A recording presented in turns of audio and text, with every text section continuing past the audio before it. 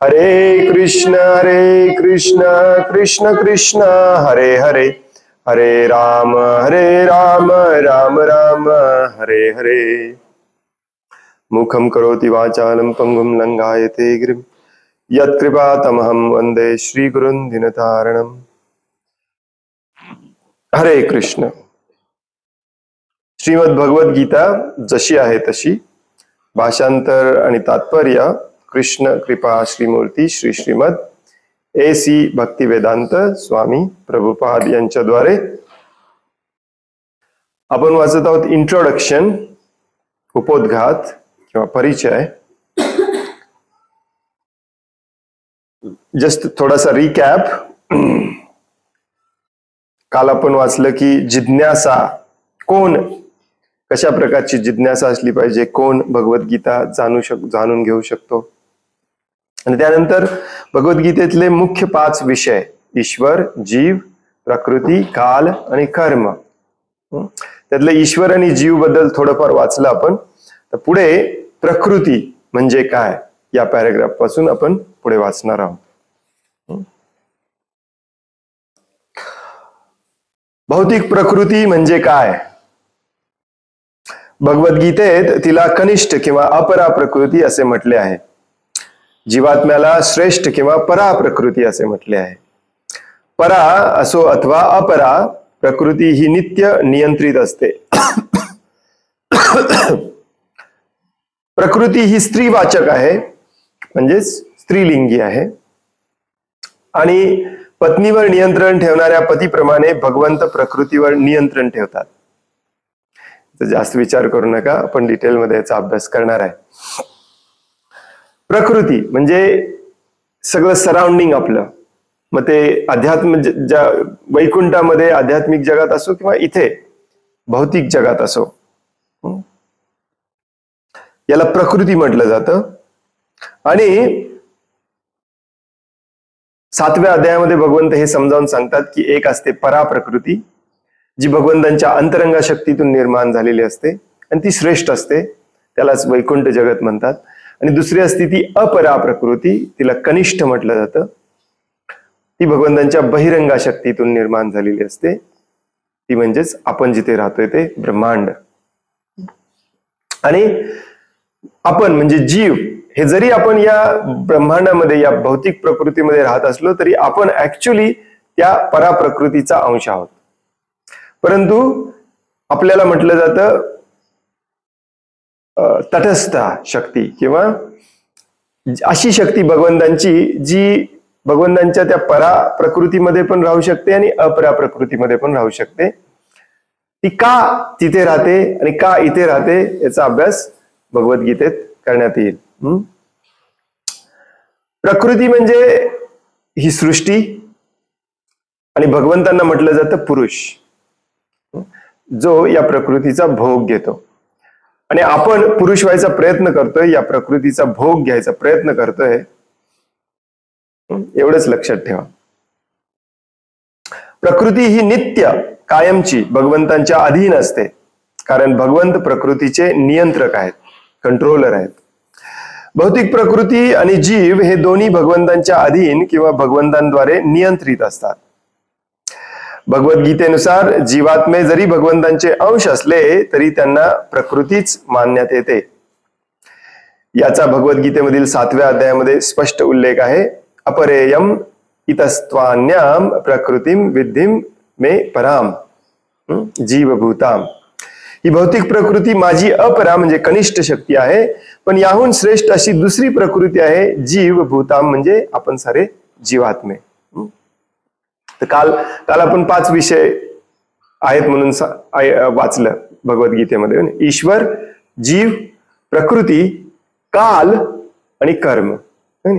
ईश्वर कोण आहे, जीव कोण आहे हे थोडक्यात आपण काल वाचलं। जीव हा ईश्वराचा अंश आहे, नाही? जसं सोन्याच्या खाणीतून घेतलेलं सोनं, त्याच्यामध्ये सेम गुण असतात। समुद्रातल्या पाण्यातला थेंब हा खारटच असतो। भगवंतांचेच गुणात्मक दृष्ट्या आपण भगवंतां समान आहोत, कारण आपण भगवंतांचे अंश आहोत। आणि त्यानंतर येते ही प्रकृती। प्रकृती म्हणजे जिथे आपण राहतो आणि ज्याचा आपण भोग घ्यायचा, ज्याच्यावरती आपण प्रभुत्व गाजवण्याचा, सगळं माझं करण्याचा प्रयत्न करतोय. परंतु भगवद्गीता आपल्याला सांगते की ही प्रकृती ही भगवंतांच्या भोगासाठी आहे.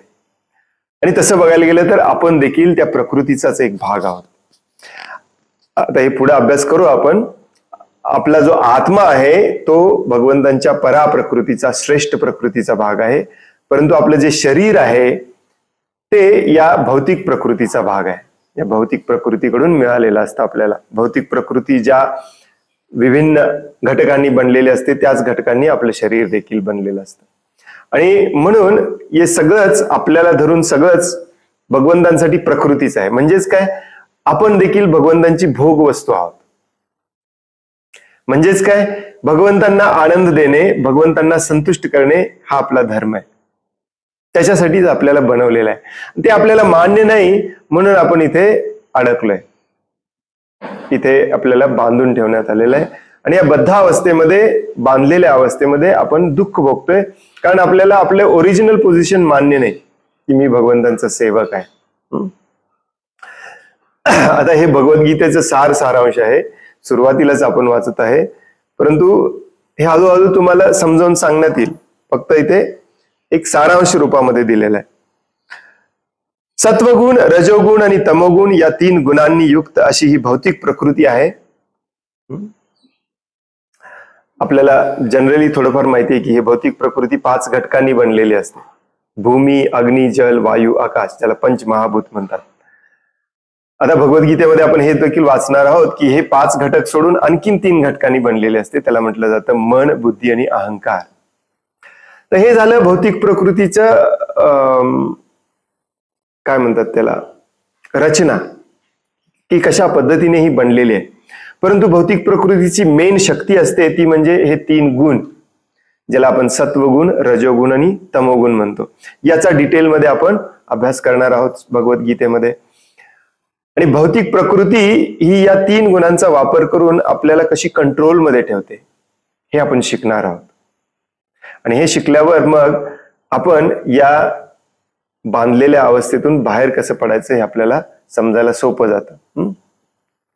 3 गुणांच्या पलीकडे काळ हे शाश्वत तत्व आहे. भौतिक प्रकृती, त्याचे हे 3 गुण, परंतु त्याच्याही पलीकडे शक्ती असते, तिला म्हटलं जातं काळ किंवा टाइम, काल. आणि प्रकृतीचे गुण व शाश्वत काळ यांच्या संयोगाने काळाच्या नियंत्रण व देखरेखीखाली जी कार्य चालतात त्यांना कर्म असे म्हणतात. ईश्वर, जीव, प्रकृती, काल, कर्म, 5 गोष्टींचा अभ्यास आहे भगवद्गीतेमध्ये. ईश्वर कोण आहे? जो सगळ्यांचा कर्ता करविता. जीव हे त्याचे अंश आहेत. प्रकृती काय आहे? या जीवाला आणि ईश्वराला भोग घेण्यासाठी ही बनवलेली सृष्टी, याला प्रकृती म्हणतात. ती 2 प्रकारची असते, एक वैकुंठामध्ये, एक इथे. या सगळ्यांचं नियंत्रण करण्यासाठी काल नावाची शक्ती सगळ्यांना ताब्यात ठेवत असते. ही भगवंतांचीच शक्ती आहे. आणि मग या काळ म्हणजे टाइम, या टाइमच्या नियंत्रणाखाली आणि भौतिक प्रकृतीच्या अधीन कंट्रोलमध्ये जी कामं केली जातात माझ्याकडून, तुमच्याकडून, सगळ्यांकडून, त्याला म्हटलं जातं कर्म. ईश्वर, जीव, प्रकृती, काल, कर्म. थोडक्यात बेसिक डेफिनेशन. आणि या 5चाच अगदी डिटेलमध्ये अभ्यास म्हणजे भगवद्गीता. ही कर्मे अनादी काळापासून चालत आली आहेत व आपण आपल्या कर्मानुसार सुख अथवा दुःख भोगत असतो. कर्म केलं म्हणजे कर्माचं फळ मिळतं. वाईट कर्म केलं वाईट फळ मिळतं, चांगलं कर्म केलं चांगलं फळ मिळतं. यालाच सुख आणि दुःख म्हटलं जातं. आता आपल्याला वाटत असेल हा माझ्याशी काहीतरी रिलेटेड आलं, हो की नाही? उदाहरणार्थ, मी एक व्यापारी आहे आणि चातुर्याने व कष्टाने बँकेत मी पुष्कळ रक्कम ठेवली आहे, तर मी त्या धनाचा भोगता ठरतो. पण समजा मी जर व्यापारात माझे धन गमावून बसलो तर मी दुःख भोगतो. इथे सुख आहे, दुःख आहे. याप्रमाणे प्रत्येक कार्यक्षेत्रामध्ये आपण आपल्या कर्मफळामध्ये सुखी अथवा दुःखी होतो. याला कर्म असे म्हणतात. तर हे भौतिक जगामध्ये जे आपण कर्म करतो ते आपल्याला सुख आणि दुःख देतं. आणि ते काळ या भगवंतांच्या शक्तीने कंट्रोलमध्ये असतं. आध्यात्मिक जगामध्ये काळ नाही, कारण तिथे दुःखच नाही, तिथे फक्त सुख आहे. हा दोन्ही प्रकृतीमधला फरक आहे, भौतिक प्रकृती आणि आध्यात्मिक प्रकृती. तर हा फरक का आहे हे समजावून आपल्याला भगवद्गीतेमध्ये समजावून घ्यायचं आहे. आता आपल्याला थोडंसं वाटत असेल की हा काहीतरी सेन्सिबल सांगतायत का, कारण इथे आपण दुःख भोगतोय. भगवद्गीतेकडे मॅक्झिमम लोक वळतात दुःखाचं सोल्युशन शोधण्यासाठी. काल जसं आपण वाचलं की अर्जुनाच्या सगळ्या दुःखाचं सोल्युशन म्हणून भगवद्गीता सांगितली. तर आपण जे दुःख भोगतोय या भौतिक जगामध्ये त्याचं पण सोल्युशन म्हणून भगवद्गीतात सांगितले. मग आपल्याला कायमचं सुख हवंय, मग ते कुठं मिळतं, ते कसं मिळवायचं याचं गणित भगवद्गीतेमध्ये सांगण्यात आलेलं आहे. तर अशा प्रकारे जे आपण काम करतो त्याचं आपल्याला फळ मिळतं, यालाच कर्मफळ म्हणतात आणि यालाच कर्म म्हणतात.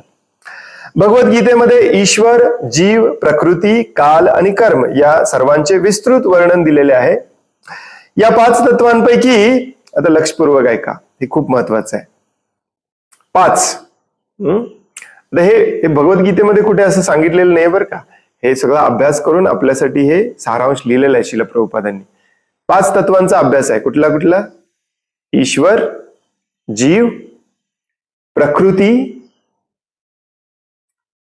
ईश्वर जो सगळं बनवतो, जीव म्हणजे आपण, प्रकृती म्हणजे ज्याचा भोग घेऊन आपण सुखी व्हायचा प्रयत्न करतोय, हे सगळं कंट्रोल केलं जातं काळ, टाइम फॅक्टरनी, आणि जो भोग घ्यायचा आपण प्रयत्न करतोय त्या भोगाच्या कामाला कर्म म्हटलं जातं. हे 5 तत्व आहेत. आता अत्यंत महत्वाचा मुद्दा श्रील प्रभुपाद पुढे सांगणार आहेत, ते म्हणजे या 5 तत्वांपैकी ईश्वर, जीव, प्रकृती आणि काळ म्हणजेच काय, कर्म सोडून बाकीचे सगळे हे शाश्वत आहेत. शाश्वत म्हणजे इटर्नल, त्याला चेंज करता येत नाही, कायमचे आहेत. म्हणजेच काय, ऑब्विसली दुसरा अर्थ पुढे वाचणार आहोत आपण. दुसऱ्या शब्दात काय, कर्म मात्र बदलत राहतं. कर्म बदलता येतं, या 4 गोष्टींना बदलता येत नाही. ईश्वर, जीव, प्रकृती आणि काल या गोष्टींना आपण बदलू शकत नाही. मग एक उरतं कुठलं, कर्म. ते कर्म आपण बदलू शकतो, आणि ते कर्म बदललं तर आपण सुखी होऊ शकतो, कर्म बदललं तर दुःखी होऊ शकतो. आणि म्हणूनच कायमचं सुख मिळवण्यासाठी कर्म कसं बदलायचं हे आपल्याला शिकायचंय. आहे की नाही? मस्त मजा भगवद्गीता म्हणजे. बऱ्याच जणांना वाटतं भगवद्गीता म्हणजे काहीतरी श्लोक पाठ करायचे, मंत्र पाठ करायचे, आपल्याला काहीतरी मिळेल. नाही, आपल्याला सुखच मिळवायचंय, परंतु ते शिकायचंय आपल्याला कसं मिळवायचंय. त्याच्यासाठी कर्म बदलायचे कसे हे शिकायचंय आपल्याला. प्रकृतीचे प्राकट्य म्हणजे ही सृष्टी जी आहे ती आपल्याला जी दिसते ती तात्पुरती असू शकेल, पण ती मिथ्या किंवा खोटी नाही. आता हे थोडंसं समजायला कठीण आहे जोपर्यंत आपण भगवद्गीता वाचत नाही, कारण शास्त्रामध्ये सांगितलंय की हे ब्रह्मांड निर्माण केलं जातं आणि नष्ट पण केलं जातं, पुन्हा निर्माण केलं जातं, पुन्हा नष्ट केलं जातं. मग एखादा म्हणेल की हे प्रभूजी हे पण तात्पुरतं आहे. ईश्वर परमनंट आहे, जीव परमनंट आहे, काळ टाइम परमनंट आहे, प्रकृती कशी काय परमनंट आहे? वेल, प्रकृती निर्माण केली जाते, नष्ट केली जाते, निर्माण केली जाते, नष्ट केली जाते, परंतु ती नष्ट केली जाते म्हणजे गायब होत नाही. ती भगवंतांच्या शक्तीमध्ये असते, ती पुन्हा प्रकट केली जाते, पुन्हा नष्ट केली जाते, पुन्हा प्रकट केली जाते. हे कशासाठी? हे टाइम समजण्यासाठी. परंतु काही लोक समाजामध्ये ज्यांना निर्विशेषवादी, निराकारवादी, मायावादी हे शब्द तुम्हाला आता खूप वाचायला ऐकायला मिळणार आहेत पुढे भगवद्गीतेमध्ये, या अशा काही लोकांचं मत असतं की हे प्रकृती खोटीच आहे, हे सगळं मिथ्या आहे, हे सगळं माया आहे. येस, ही प्रकृती खोटी आहे, ही माया आहे, हे मिथ्या आहे, परंतु हे नाही आहे असं नाही, ती आहे. हे आपण डिटेलमध्ये पुढे त्याचा अभ्यास करणार आहे. काही तत्वज्ञानांच्या मते प्रकृतीचे प्राकट्य मिथ्या किंवा असत्य आहे, पण भगवद्गीता किंवा वैष्णव तत्वज्ञानानुसार हे चूक आहे. भौतिक विश्वाचे प्रकटीकरण असत्य म्हणून स्वीकारले न जाता ते सत्य परंतु तात्पुरते समजले जाते. हे तुम्ही ऐकलं असाल, ब्रह्म सत्यम जगन मिथ्या असं म्हणणारे बरेचसे लोक असतात की ब्रह्म एकमेव ब्रह्म सत्य आहे, बाकी सगळं मिथ्या आहे, खोटं आहे, माया आहे. हे याच्यामध्ये आपल्याला अडकायचं नाही आहे या भौतिक प्रकृतीमध्ये. इथे अडकल्यामुळेच आपण दुःखी झालेलो आहे, परंतु हे खोटं नाहीये, हे तात्पुरतं आहे. म्हणजेच याच्यातून मिळणारं सुख पण तात्पुरतं आहे. म्हणून हे सोडून दिलं पाहिजे आणि खरं सुख शोधलं पाहिजे. हा भगवद्गीतेचा उद्देश आहे.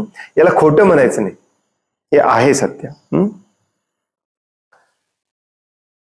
याची तुलना आकाशात इतस्ततः फिरणाऱ्या ढगांबरोबर किंवा धान्याचे पोषण करणाऱ्या वर्षा ऋतू बरोबर करण्यात आलेली आहे. वर्षा ऋतू संपल्यावर लगेच सर्व ढग ज्याप्रमाणे नाहीसे होतात आणि पावसामुळे वाढलेली पिके पुन्हा वाळून जातात, त्याचप्रमाणे ही भौतिक प्रकृती काही ठराविक काळासाठी प्रकट होते, थोड्या काळाकरिता टिकून राहते आणि कालांतराने नाहीशी होते. याप्रमाणे भौतिक प्रकृतीचे कार्य चालते. पण हे चक्र नित्य सुरूच असते, म्हणून प्रकृती ही मिथ्या नसून शाश्वत आहे. आता तुमच्यापैकी काही जणांना हे माहिती नसेल तर काही टेन्शन घेऊ नका. हे आपण वाचणार आहोत पुढे की हे ब्रह्मांड ब्रह्माजी निर्माण करतात. मग ब्रह्माजींचं एक आयुष्य ठरलेलं असतं, त्या आयुष्यभर हे ब्रह्मांड टिकून राहतात. जेव्हा ब्रह्माजी संपतात तेव्हा हे ब्रह्मांड पण संपतं आणि दुसरे ब्रह्माजी निर्माण केले जातात, पुन्हा ब्रह्मांड निर्माण केलं जातं, पुन्हा आपल्याला इथे सोडलं जातं, पुन्हा शरीरं दिली जातात, पुन्हा आपण भोगाच्या मागे लागतो.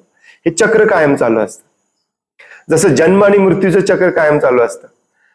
पुढे आपण शिकणार आहोत की आपण मेलो म्हणजे आपण नष्ट होत नाही, कारण आत्मा कधीच मरत नसतो. आत्मा हा फक्त शरीर बदलत असतो, एका शरीराला सोडतो, एक दुसऱ्या शरीराला पकडतो. हे चक्र नित्य चालू असतं. त्या नित्यतेमध्ये आपण जर विचार केला तर हे शाश्वत आहे, कधीही न संपणार आहे. परंतु तात्पुरता विचार केला तर हे तात्पुरतं आहे. एकाच फक्त या शरीराचा विचार केला तर ते या दिवशी आलेलं आणि या दिवशी गेलं किंवा जाणार आहे असं आपण म्हणू शकतो. परंतु आत्मा मात्र नित्य आहे, शाश्वत आहे. तसंच प्रकृती देखील काही काळासाठी बनवली जाते, आपल्याला इथे सोडलं जातं भोग घ्यायचा प्रयत्न करा म्हणून, आणि काही काळानंतर ती पुन्हा नष्ट केली जाते आणि पुन्हा काही काळानंतर बनवली जाते. हे आपण पुढे वाचणार आहोत 7व्या 8व्या अध्यायामध्ये. आणि म्हणून प्रकृती ही खोटी नाहीये, तात्पुरती आहे पण खोटी नाहीये. या संदर्भात भगवंत प्रकृतीचा उल्लेख माझी प्रकृती म्हणून करतात. कारण सगळं भगवंतांचंच आहे. भिन्नामे प्रकृतीम अष्टधा, माझी प्रकृती. भौतिक प्रकृती ही भगवंतांची विभाजित शक्ती आहे. भगवंतांच्या अनेकविध शक्ती आहेत, त्यापैकी काळ हा एक शक्ती आहे, भौतिक प्रकृती ही एक शक्ती आहे, आपण आत्मा जीवात्मा ही देखील एक भगवंतांचीच शक्ती आहे. जीव देखील विभाजित नसले तरी भगवंतांचीच शक्ती आहेत व भगवंतांबरोबर नित्य संबंधित आहेत. आपण भगवंतांचेच अंश आणि शक्ती असल्यामुळे आपला आणि भगवंतांचा संबंध आहे. परवाच्या दिवशी आपण वाचला हो की नाही, 5 प्रकारे आपण हा संबंध पुन्हा प्रस्थापित करू शकतो. शांत रसामध्ये, दास्य रसामध्ये, साख्य रसामध्ये, वात्सल्य रसामध्ये आणि माधुर्य रसामध्ये. म्हणून जीव, ईश्वर, भौतिक प्रकृती आणि काळ हे सर्व एकमेकांशी संबंधित तसेच शाश्वत आहेत. ईश्वर, जीव, प्रकृती, काळ आणि कर्म या सगळ्यांचा एकमेकांशी संबंध काय आहे हे आपल्याला भगवद्गीतेत शिकायचं आहे. आता थोडंफार सांगितलं इथं तरी, परंतु 5वे तत्व कर्म हे मात्र नित्य नाही. कर्माची फळे अतिशय पुरातन असू शकतात. आपण आपल्या कर्मानुसार अनादी काळापासून सुख अथवा दुःख भोगीत आहोत, पण आपण आपल्या ज्ञानाच्या पूर्णतेने कर्मफलांमध्ये बदल घडवून आणू शकतो. कर्म केलं, कर्माचं फळ मिळतं. हे गणित खूप कॉम्प्लिकेटेड आहे, आपल्याला हे डिटेलमध्ये जायचं नाही. भगवंत देखील पुढे एका अध्यायामध्ये सांगतात की हे खूपच कॉम्प्लिकेटेड गणित आहे. परंतु कर्म केला की त्याचं फळ मात्र 100% मिळतं. मग ते काही असू दे, जरी चांगलं केलं तरी. कोणाचं भलं केला, कोणाला एक 10 रुपये दिला तुम्ही, तर ते तुम्हाला 10 रुपये परत मिळतातच मिळतात. मग तुम्ही तेव्हा म्हणू शकत नाही, नाही मला भगवत धामात जायचंय, नाही ते घेऊनच जायचं. असं होतं की एक 100 लाख जन्माच्या पूर्वी आपण काहीतरी केलेलं असतं, त्याचं फळ आत्ता मिळतं. हे गणित खूप कॉम्प्लिकेटेड आहे. याचे खूप सारे रूल्स आहेत, नियम आहेत. आपण थोडे थोडे त्याचा अभ्यास करणार आहे, परंतु याला कुणीही समजू शकत नाही. परंतु एक नियम मात्र पक्का आहे, तो म्हणजे कर्म केलं की त्याचं फळ मिळणार 100%. आणि ते फळ कशा प्रकारचं आहे ते आपण बदलू शकतो, कारण कर्म बदलणे आपल्या हातात आहे. मग चांगलं कर्म केलं चांगलं फळ मिळणार, वाईट कर्म केलं वाईट फळ मिळणार. परंतु दोन्हीही फळं आपल्याला इथे भौतिक जगामध्ये अडकून ठेवतात, कारण फळाची अपेक्षा करून कर्म केलं असेल तर ते फळ घ्यावंच लागतं, सुटका नाही. आणि जोपर्यंत हे चक्र चालू आहे कर्म आणि कर्म फळाचं, तोपर्यंत आपला जन्म मृत्यू चालूच राहतो. यालाच बऱ्याचदा कधी कधी म्हटलं जातं कर्मबंधन किंवा भवबंधन. आपण हे शब्द ऐकलेले असाल. तर हे चक्र सोडवायचं कसं, त्याच्यासाठी कसलं कर्म करायला लागतं हे आपण भगवद्गीतेत शिकणार आहोत, जेणेकरून आपण सुखदुःखाच्या चक्रातूनच बाहेर पडू. नाही, बऱ्याचदा आपल्याला सांगितलं जातं की मनुष्याचा स्वभाव बदलता येत नाही वगैरे वगैरे वगैरे. नाही, अध्यात्माच्या मार्गावरती आपल्याला हा स्वभावच बदलायचा असतो, म्हणजेच आपले कर्म बदलायचे असतात. आणि हेच शिकायचंय आपल्याला.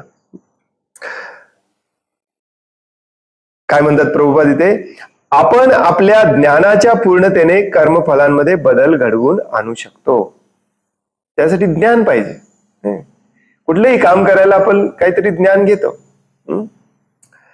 आपण विविध प्रकारच्या कर्मांमध्ये गुंतलो आहोत, त्यामुळे आपण कोणते कर्म केले पाहिजे की ज्यामुळे आपण कर्माच्या क्रिया प्रतिक्रियांपासून मुक्त होऊ शकतो, याचे ज्ञान आपल्याला नक्कीच नाही. परंतु याचे सुद्धा वर्णन भगवद्गीतेमध्ये करण्यात आले आहे. आणि भगवद्गीतेचा मूळ विषय हाच आहे, कारण बाकी तर काय आपण बदलू शकत नाही.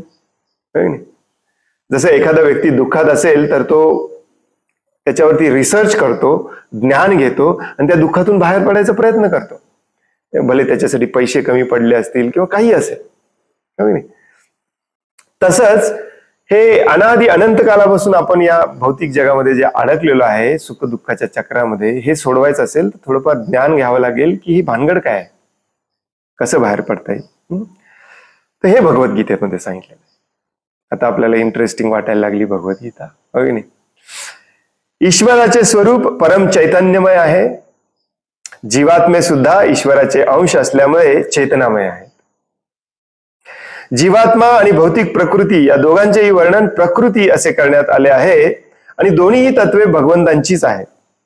पण दोघांपैकी फक्त जीव तत्व चेतनायुक्त आहे, दुसरे प्रकृती तत्व चेतना रहित आहेत. आणि हाच या दोन्ही मधला फरक आहे. आपण पण भौतिक प्रकृती आहोत, ही पण भौतिक प्रकृती आहे, परंतु आपण आणि यांच्यामध्ये फरक आहे, आपण जीव तत्व आहोत. जीव तत्व आणि हे काय आहे, जड तत्व. जे काही आपल्याला दिसतं ते सगळं जड तत्व आहे, हो की नाही. मग आता हे जाणून घ्यायचंय आपल्याला की जड आणि चेतन यातला फरक काय. जड म्हणजे माती, वाळू, दगड, धोंडे, हे सगळे जे आपण 106, 110 माहिती नाही आजकाल शास्त्रज्ञ कुठे आहेत, इलेमेंट्स शोधून काढले रसायनशास्त्रामध्ये, हे सगळे जड तत्व आहेत. म्हणजे काय, याच्यामध्ये जीव नाही, चेतना नाही. याच तत्वाने आपलं शरीर बनलेलं आहे. डॉक्टर लोक सांगतात आपल्याला calcium, potassium, magnesium, vitamin A, B, C वगैरे, परंतु याला काही अर्थ नाही. याला अर्थ तेव्हाच येतो जेव्हा याच्यामध्ये चेतना घुसते. आणि ती चेतना कोण आहे हे जाणलं पाहिजे पहिल्यांदा, हे सगळं जाणण्यापूर्वी. तर हा दोन्हीतला फरक समजावून घ्यायचा आहे, जड आणि चेतन. दुर्दैवाने आजच्या या युगामध्ये सायन्सवर विश्वास ठेवणाऱ्या लोकांना वाटतं की हे सगळे भौतिक घटक एकत्र आले की आपोआप चेतना निर्माण होते. नाही, चेतना ही भगवंतांकडून येते. हे भगवद्गीतेत सांगितलेलं आहे. जीव प्रकृतीला यासाठीच श्रेष्ठ अथवा परा म्हणून संबोधण्यात आले आहे, कारण जीव हा ईश्वराप्रमाणेच चेतनामय आहे. ही पण प्रकृती आहे सगळी, आपण पण प्रकृती आहेत, परंतु आपण श्रेष्ठ प्रकृती आहे कारण आपण चेतनामय आहे. दगडधोंडे चेतनामय नाहीत. आपण म्हणजे फक्त आपण नाही, प्रत्येक प्रकारचे जीव, प्राणी, पशु, पक्षी, वनस्पती हे सगळे जीवात्मे आहेत, हे सगळे चेतनामय आहेत. ईश्वर परमचेतनामय आहे, म्हणून एखादा असे म्हणू शकणार नाही की जीवात्म्याकडे सुद्धा परमचेतना आहे. नाही, जीवात्मा पूर्णतेच्या कोणत्याही स्तरावर परमचैतन्यमय होऊ शकत नाही, आणि तो परमचैतन्यमय होऊ शकतो असे सांगणारा सिद्धांत चुकीचा आहे. जीव चेतनामय असू शकतो, पण परमचेतनामय अथवा परिपूर्ण चेतनायुक्त असू शकत नाही. Step by step. भगवंत चेतनामय आहेत म्हणून आपण चेतनामय, दगडधोंडे चेतनामय नाही. परंतु काही लोकांचं असं म्हणणं असतं की मी देखील भगवंतांसमानच चेतनामय होणार किंवा आहे. हे सिद्धांत मात्र चुकीचा आहे, आणि या अहंकारामध्येच आपण इथे अडकलेलो आहे. ज्या दिवशी हा अहंकार नष्ट होतो आणि या ओरिजिनल ज्ञानामध्ये आपण येतो की भगवंत परम चेतनामय आहेत, मी सूक्ष्म चेतनामय आहे. भगवंत परम ब्रह्म आहेत, मी ब्रह्म आहे. आणि त्या परम चेतनामयचा माझ्या चेतनेचा संबंध काय आहे? मी कधीही त्यांच्या समान किंवा त्यांच्यापेक्षा श्रेष्ठ होऊ शकत नाही. या गोष्टी आपण समजावून घ्यायच्या आहेत भगवद्गीतेमध्ये. ईश्वर आणि जीव यामधील फरक भगवद्गीतेच्या 13व्या अध्यायामध्ये वर्णित केला आहे. ईश्वर आणि जीव हे क्षेत्रज्ञ म्हणजे चेतनायुक्त आहेत. हे हळूहळू आपण याचा अभ्यास करणार आहोत. या शरीराला क्षेत्र म्हटलं जातं आणि शरीरामध्ये असणाऱ्याला क्षेत्रज्ञ म्हटलं जातं, म्हणजे जीवाला. आणि भगवंत देखील एक प्रकारचे क्षेत्रज्ञ असतात. परंतु जीव हा त्याच्या विशिष्ट शरीराचा ज्ञाता असतो, तर ईश्वर हा सर्व प्रकारच्या शरीरांचा ज्ञाता असतो. ईश्वर सर्व प्राण्यांच्या हृदयात स्थित असल्यामुळे त्याला प्रत्येक जीवाच्या मानसिक स्थितीचे ज्ञान असते. याचे स्मरण आपण ठेवले पाहिजे. असेही वर्णन करण्यात आले आहे की परमात्मा किंवा भगवान सर्वांच्या हृदयात ईश्वर किंवा नियंत्रक म्हणून वास करतात आणि जीवात्म्याच्या इच्छेनुसार कार्य करण्यासाठी त्याला मार्गदर्शन करीत असतात. जीवात्म्याला त्याच्या कर्माविषयी विस्मृती झालेली असते.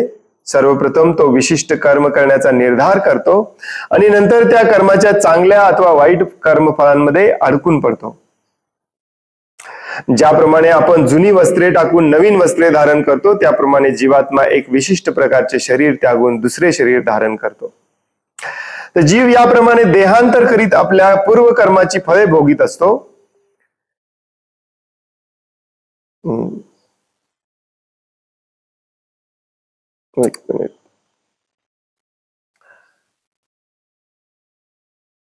जीवात्मा जेव्हा सत्व गुणामध्ये स्थिर होतो किंवा स्थिर वृत्तीने स्वतः कोणत्या प्रकारचे कर्म करावे हे जाणतो, तेव्हा तो कर्मामध्ये बदल घडवू शकतो आणि खरोखरच अशा रीतीने तो आपले पूर्व कर्म बदलू शकतो. यावरून सिद्ध होते की कर्म हे शाश्वत नाही. म्हणून आम्ही म्हटले आहे की ईश्वर, जीव, प्रकृती आणि काळ आणि कर्म या 5 तत्वांपैकी 4 तत्वे शाश्वत आहेत, परंतु कर्म मात्र अशाश्वत आहे. हे भगवद्गीतेचा सार आहे. आपण भगवंतांसमान का होऊ शकत नाही? यस, भगवंत चेतनामय आहेत, आपण पण चेतनामय आहोत, परंतु आपली चेतना आपल्याला काय जाणीव करून देते? आपल्या शरीरामध्ये काय चालू आहे एवढीच आपल्याला जाणीव होते आपल्या चेतनेने. चेतना म्हणजे जिवंतपणा. आपल्या शरीराच्या कणाकणामध्ये ही चेतना असते, म्हणूनच आपल्या शरीराच्या कणाकणामध्ये काय चालू आहे आपल्याला कळतं. परंतु समोरच्या व्यक्तीच्या शरीरात काय चाललंय आपण सांगू शकत नाही, कारण आपली चेतना जी आहे ती आपल्या शरीरापुरती मर्यादित आहे. म्हणून या शरीराला क्षेत्र किंवा कार्यक्षेत्र म्हटलेलं आहे. या कार्यक्षेत्रातच ती कार्य करते. परंतु ईश्वर किंवा परमात्मा जो आहे तो प्रत्येकाच्या हृदयामध्ये आहे, प्रत्येक जीवाच्या हृदयामध्ये आहे. त्यामुळे त्याला प्रत्येक जीवाच्या शरीरामध्ये काय चाललेलं आहे त्याला माहिती असते. म्हणून तो पॉवरफुल आहे. आपण तसे कधीच होऊ शकत नाही, हे जाणलं पाहिजे. त्याचबरोबर त्याला ईश्वर का म्हटलेलं आहे? ईश्वर हे लक्षात ठेवा कायमचं. ईश्वर या शब्दाचा संस्कृत मध्ये अर्थ असतो कंट्रोलर, जो कंट्रोल करतो, म्हणून त्याला ईश्वर म्हटलेलं आहे. देवी देवतांना पण ईश्वर म्हटलं जातं, चंद्र, सूर्य, इंद्र यांना पण. परंतु भगवान श्रीकृष्णांना काय म्हटलं जातं? परम ईश्वर, शॉर्ट फॉर्म मध्ये परमेश्वर. म्हणजे जो सगळ्या कंट्रोलरांचा कंट्रोलर आहे. आपण पण सूक्ष्म स्वरूपात ईश्वर आहोत किंवा बनण्याचा प्रयत्न करत आहोत, परंतु तो ईश्वर आपल्या हृदयात बसून आपल्याला कंट्रोल करत असतो कायम. हे भगवद्गीतेत सांगितलेलं आहे. ईश्वर सर्वभूतानाम हृदयेशे अर्जुन तिष्ठती. तो हृदयामध्ये बसलेला ईश्वर आहे, तो सगळं कंट्रोल करतो, या यंत्राला देखील. हे लक्षात ठेवायचंय. तर परमचेतनामय ईश्वर आणि जीवात्मा यांच्यात हेच साम्य आहे की ईश्वर आणि जीव दोघांचीही चेतना दिव्य आहे. येस, दोघे चेतनामय आहेत आणि दोघांची चेतना देखील दिव्य आहे, परंतु त्याच्या प्रमाणामध्ये फरक असल्यामुळे जीव हा या भौतिक प्रकृतीमध्ये अडकलेला आहे. जड प्रकृतीच्या संगतीमुळे चेतनेची निर्मिती होते ही कल्पना चुकीची आहे. जसे शास्त्रज्ञ लोक म्हणतात की ठराविक प्रमाणात हे सगळे मटेरियल एकत्र येऊन जीव तयार झाला. असं असतं तर मग कुणी पण बनवलं असतं, पण ते प्रयत्न चालू आहेत शास्त्रज्ञांचे.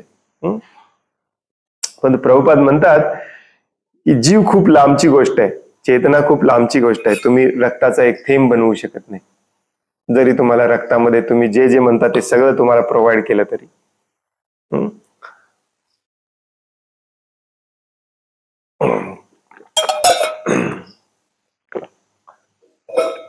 भगवद्गीतेमध्ये ज्या भगवंत आणि धर्म याच्या विषयीच्या ज्या चुकीच्या कल्पना आहेत त्याच्याबद्दल विरोध तुम्हाला सगळीकडे आला आहे. त्यातला एक विरोध हा आहे आधुनिक विज्ञानाचा विरोध. आधुनिक विज्ञान किंवा आधुनिक वैज्ञानिकांना वाटतं की आपण जे जाणलं तेच सत्य, बाकी सगळं खोटे. त्यामुळे त्यांना आत्मा परमात्मा या गोष्टींवर विश्वास नाही, देव भगवान या गोष्टींवर विश्वास नाही. तर बऱ्याचदा तुम्हाला भगवद्गीतेमध्ये अशी वाक्य सापडतील जे आधुनिक विज्ञानाला चॅलेंज करणारे आहेत किंवा विरोध करणारे आहेत. त्याचबरोबर जे अध्यात्माला मानतात त्यांचे पण चुकीचे संकल्पना आहेत. काही लोक या निसर्गाला देव मानतात, ठराविक शक्तीला देव मानतात, काही लोक स्वतःला देव मानतात, प्रत्येकामध्ये देव आहे म्हणतात. तर या पण सगळ्या चुकीच्या कल्पना मोडून काढण्यासाठी भगवद्गीतेमध्ये तुम्हाला बरेच श्लोक, बरेच तात्पर्यामध्ये वाक्य सापडतील. तर परत इकडे येऊया आपण. जड प्रकृतीच्या संगतीमुळे चेतनेची निर्मिती होते ही कल्पना चुकीची आहे. दगडधोंडे एकत्र करून आपण जीव निर्माण करू शकत नाही. चेतनेचा विकास विशिष्ट परिस्थितीमध्ये प्राकृतिक संमिश्रणाने होतो या सिद्धांताचा भगवद्गीतेमध्ये स्वीकार करण्यात आलेला नाही. आधुनिक डॉक्टर मेडिकल सायन्स म्हणतं की सगळ्या गोष्टी आपण जर पुरवल्या, folic acid, this that, potassium, iron, जीव वाढतो, आपोआप तयार झालाय. नाही, तो आपोआप तयार नाही होऊ शकत. ज्याप्रमाणे रंगीत काचेमधून प्रकाश परिवर्तित केल्यास तो विशिष्ट रंगाचा भासतो, त्याप्रमाणे चेतना ही जड प्रकृतीमधील परिस्थितीच्या अधीन होऊन विकृत होऊ शकते, पण ईश्वराची चेतना भौतिक दृष्ट्या प्रभावित होऊ शकत नाही. आपली जी चेतना आहे ती या भौतिक जगामध्ये येऊन अडकते. त्यामुळे आपल्याला असं वाटायला लागतं की भगवान नावाची कोणी व्यक्तीच नाही, किंवा बऱ्याच जणांना आधुनिक विज्ञानावर विश्वास ठेवणाऱ्यांना वाटतं की आपण चेतना म्हणजे काही नाहीच आहे, पुनर्जन्म प्रकार नाही, पाप पुण्य प्रकार नाही, खा प्या मजा करा, ऐश करा. हे आजकाल तेच चालू आहे. परंतु भगवद्गीतेमध्ये आपल्याला हे सांगण्यात आलेलं आहे की आपली जी चेतना आहे ही जेव्हा भौतिक प्रकृतीच्या संघात येते, जेव्हा या भौतिक प्रकृतीच्या संघामध्ये या चेतनेची आसक्ती भौतिक प्रकृतीवरती वाढत जाते, तेव्हा ही भौतिक प्रकृती दूषित होते, प्रदूषित होते, विकृत होते. आणि त्यामुळे आपल्याला हे सगळं भ्रम मोह वाटायला लागतं. परंतु भगवंत जे आहेत ते परम चेतनामय आहेत, त्यांची चेतना मात्र कधीच विकृत होत नाही. ते जरी या प्रकृतीत येऊन राहिले तरी, जसे भगवान श्रीकृष्ण स्वतः आले होते किंवा बरेच त्यांचे विस्तार अवतार येतात, ते कधी भौतिक प्रकृतीने प्रभावित होत नाहीत, भौतिक सत्व रज तमोगुणांनी प्रभावित होत नाहीत, भौतिक प्रकृतीच्या कधीही ते अधीन होत नाहीत, विकृत होत नाहीत. म्हणून त्यांना परमचेतनामय म्हटलेलं आहे. श्रीकृष्ण सांगतात की मया अध्यक्षेन प्रकृती, ज्यावेळी ते भौतिक जगामध्ये अवतार घेतात त्यावेळी ते भौतिक गोष्टींनी प्रभावित होत नाहीत, कारण त्यांच्या अध्यक्षतेखाली ही चाललेली आहे प्रकृती, मग या अध्यक्षेनं त्यांच्यावर असा प्रभाव पडत असता तर भगवद्गीतेसारख्या दिव्य विषयाबद्दल त्यांना बोलताच आले नसते. प्रभुपाद सिद्ध करून देतात.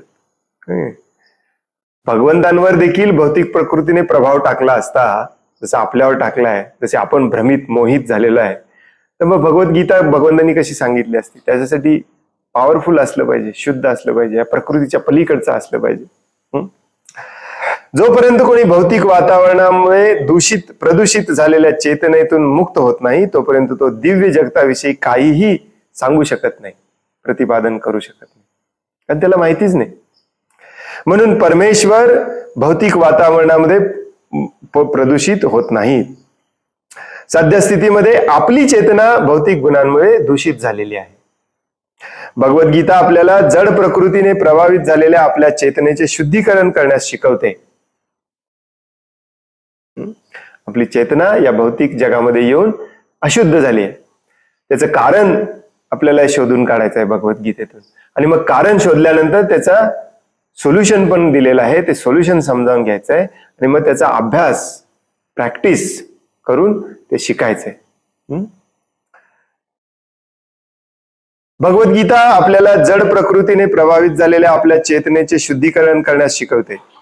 शुद्ध चेतनेमध्ये किंवा शुद्ध भावनेमध्ये आपली सर्व कर्मे परमेश्वराच्या इच्छेनुसार होतात व त्यामध्येच आपल्याला आनंद प्राप्त होतो. आपली सर्व कार्ये थांबवायची अजिबात गरज नसून उलट त्या कार्याचे शुद्धीकरण करणे आवश्यक आहे, आणि अशा विशुद्ध कार्यांनाच भक्ती असे म्हणतात.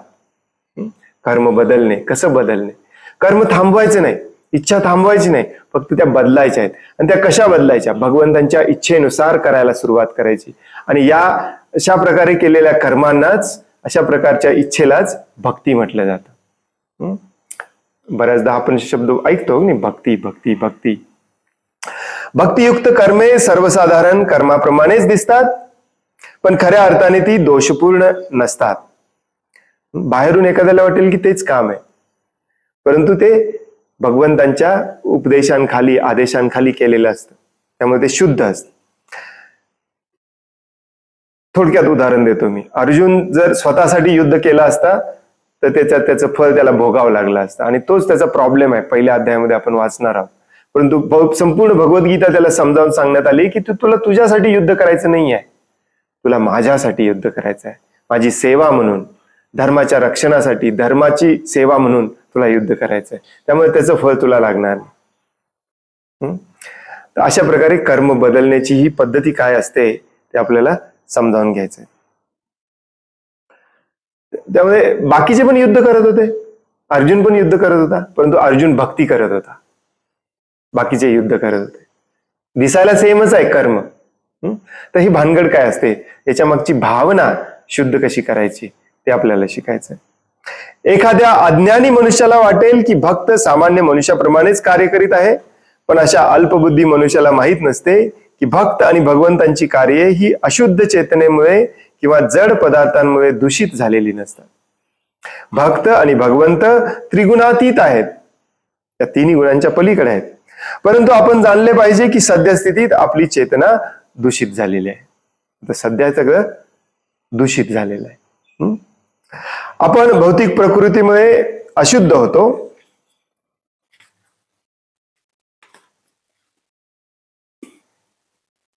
आपण भौतिक प्रकृतीमुळे अशुद्ध होतो तेव्हा आपल्याला बद्ध म्हटले जाते. आता हे हळूहळू शिकणार आहोत आपण, अशुद्ध म्हणजे काय, शुद्ध म्हणजे काय. या भौतिक प्रकृतीमध्ये जे काही आपल्याला दिसतं, इन्क्लुडिंग आपलं शरीर, ते जेव्हा आपण माझं आणि त्याच्यातच माझं सुख आहे ही भावना जेव्हा आपली असते त्याला अशुद्ध अवस्था म्हणतात, आणि त्यालाच बऱ्याचदा बद्ध अवस्था म्हणतात. बद्ध म्हणजे बांधलेले. जोपर्यंत ही भावना आपली आहे तोपर्यंत इथे या भौतिक जगामध्ये आपल्याला बांधलेलं असतं, करकचून बांधलेलं असतं. कोण बांधतं? हे तीन गुण बांधतात, सत्वगुण, रजोगुण आणि तमोगुण बांधतात. स्वतःला भौतिक प्रकृतीची निर्मिती समजून खोटी चेतना प्रदर्शित केली जाते, याला मिथ्या अहंकार असे म्हणतात. म्हणजे स्वतः आत्मा कोण आहे हे लक्षात न घेता मी पुरुष आहे, मी स्त्री आहे, मी हे शरीर आहे, स्वतःला शरीरच समजायला लागतो, त्याला खोटा अहंकार, मिथ्या अहंकार म्हटलं जातं. देहात्मबुद्धीत रत असलेला स्वतःची वास्तविक स्थिती जाणू शकत नाही. आता हा शब्द खूप येणार आहे बरं का, देहात्मबुद्धी. इंग्लिशमध्ये श्रील प्रभुपाद याला म्हणतात कंडिशन्ड सोल. देहात्मबुद्धी म्हणजे काय? स्वतःला शरीर समजणे. सिंपल भाषेत लक्षात ठेवा, स्वतःला शरीर समजणे. आता असं म्हणू नका, नाही प्रभूजी मी स्वतःला शरीर समजत नाही, मी आत्मा समजतो. नाही, जो स्वतःला आत्मा समजतो तो त्याप्रमाणे काम पण करतो. परंतु आपण सगळे हाफ बेक्ड आहोत हिंदू धर्मातले. स्वतःला आत्मा तर समजतो, परंतु काम आत्म्यासाठी काही करत नाही. काम रोजचं शरीरासाठीच करतो, काही नाही. कोणी विचारलं तुम्ही कोण आहे, लगेच सांगतो मी पाटील आहे, मी शिंदे आहे, मी इंजिनियर आहे. कारण आपण कामच ते करतो शरीराचं सुख वाढवण्यासाठी. यालाच देहात्मबुद्धी म्हणतात, स्वतःला शरीर समजणे. तर अशा देहात्मबुद्धीत रत असलेला स्वतःची वास्तविक स्थिती जाणू शकत नाही. म्हणजे ओरिजिनली तो कोण आहे? मनुष्याला देहात्मबुद्धीतून मुक्त करण्यासाठीच भगवद्गीता सांगितली गेली आहे. आणि भगवंतांकडून ज्ञान प्राप्ती करून घेण्यासाठीच अर्जुन या स्थितीत राहिला होता. आपण देहात्मबुद्धीतून मुक्त झालेच पाहिजे, कारण अध्यात्मवादी होण्याची ही पहिली पायरी आहे. म्हणून भगवद्गीतेमध्ये पहिल्यांदा हेच सांगितलंय, शरीर आणि आत्म्यातला फरक. कारण शरीर आणि आत्म्यातला फरक जाणल्याशिवाय ऍक्च्युली आपण बाकीचे जे आहेत, ईश्वर, प्रकृती, काल, कर्म, हे जाणू शकत नाही. कारण आपण मीच कोण आहे हे जाणलेलं नाही. तर पहिली पायरी ती आहे. प्रभुपाद इथे लिहितात, आपण देहात्मबुद्धीतून मुक्त झालेच पाहिजे. ज्या मनुष्याला स्वतंत्र किंवा मुक्त होण्याची इच्छा आहे त्याने हे जाणणे आवश्यक आहे की तो म्हणजे हे भौतिक शरीर नव्हे. मुक्ती म्हणजे भौतिक चेतनेपासून स्वतंत्र होणे होय. जी भौतिक जाणीव जी आहे शरीराची, त्याच्यापासून स्वतंत्र होणे. श्रीमद भागवतमामध्ये देखील मुक्तीची व्याख्या देण्यात आलेली आहे. मुक्ती हित्वा अन्यथा रूपम स्वरूपेण व्यवस्थिती, भागवतम म्हणते. भौतिक जगातील अशुद्ध भावनेतून स्वतंत्र होणे व शुद्ध भावनेमध्ये स्थित होणे यालाच मुक्ती म्हटले जाते. जनरली आपल्याला मुक्ती म्हणजे काय वाटतं? की आपण या दुःखात आहोत, इथे टेम्परेचर खूप वाढलंय, इथे थंडी खूप आहे, इथे दुःख खूप आहे, अशा ठिकाणी गेलं पाहिजे जिथे दुःखच नाहीये, ती मुक्ती आहे. त्यावर म्हणते नाही मनुष्य मुक्त झाला. नाही, या ब्रह्मांडामध्ये कुठेही जावा, जन्म, मृत्यू, जरा, व्याधी कुठेही चुकलेलं नाही. अगदी ब्रह्मजेवाच्या ठिकाणी देखील कुठेही. मग अशा परिस्थितीमध्ये खरी मुक्ती काय आहे? शास्त्र आपल्याला सांगतं, खरी मुक्ती म्हणजे तुम्ही शरीर नाही हे जाणणे, ही खरी मुक्ती आहे.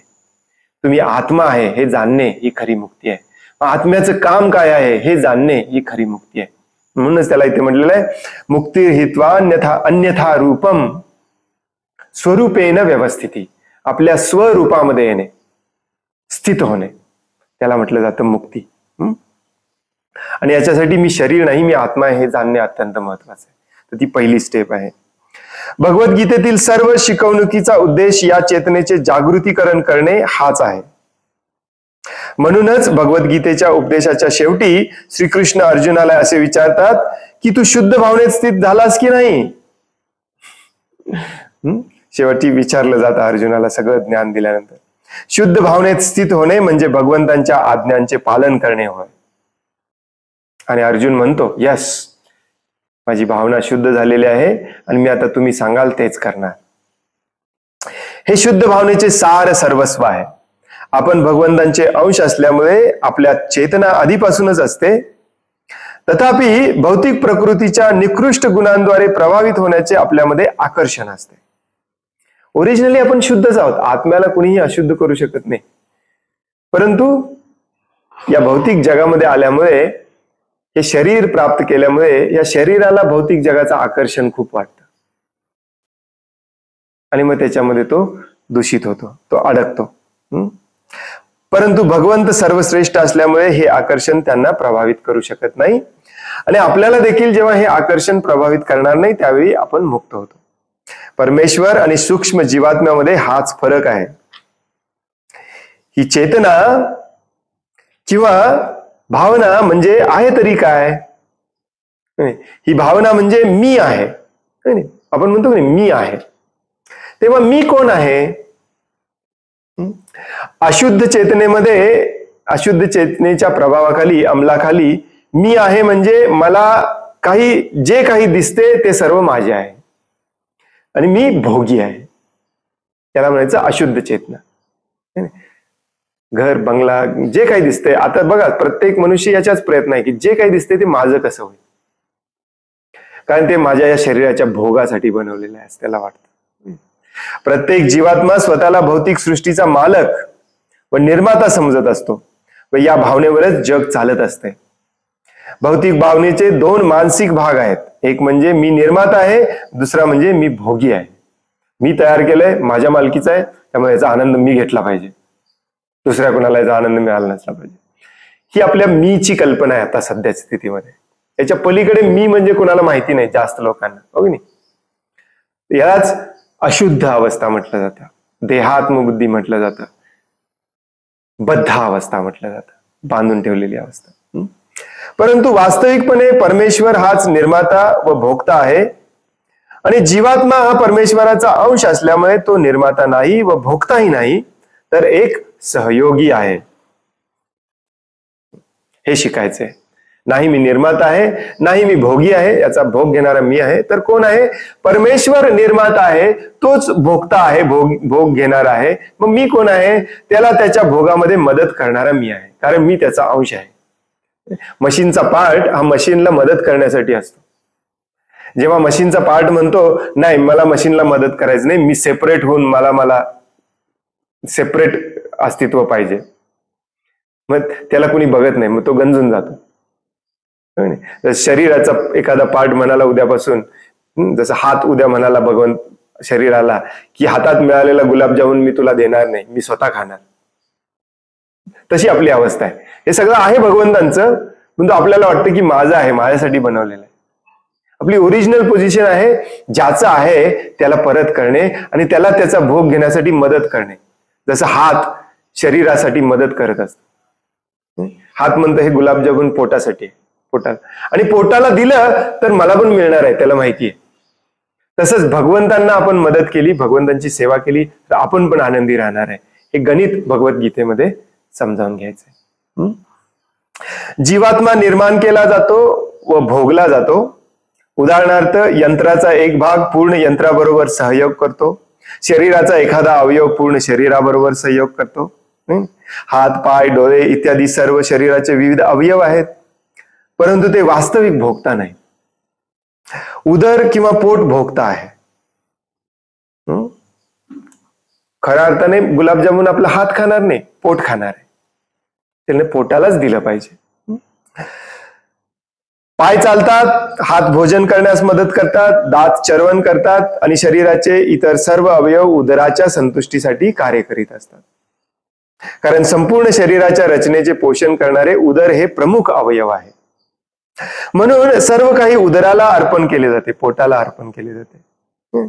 मुळाला पाणी घालून झाडाचे पोषण केले जाते आणि उदरभरण करून शरीराचे पोषण केले जाते.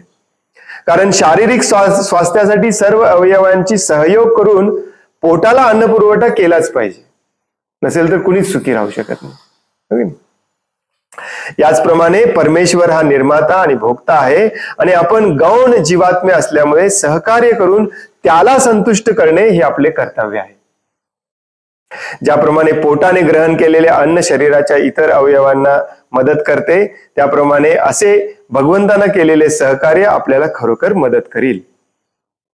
जर हाताच्या बोटांनी विचार केला की पोटाला अन्न देण्याऐवजी ते स्वतःच ग्रहण करावे तर ती निराश होतील, नाही? कारण पोटाला नाही मिळालं तर बोटाला पण मिळणार नाही. सृष्टी आणि भोग करणारी सर्वात महत्वाची व्यक्ती म्हणजे परमेश्वर आहे.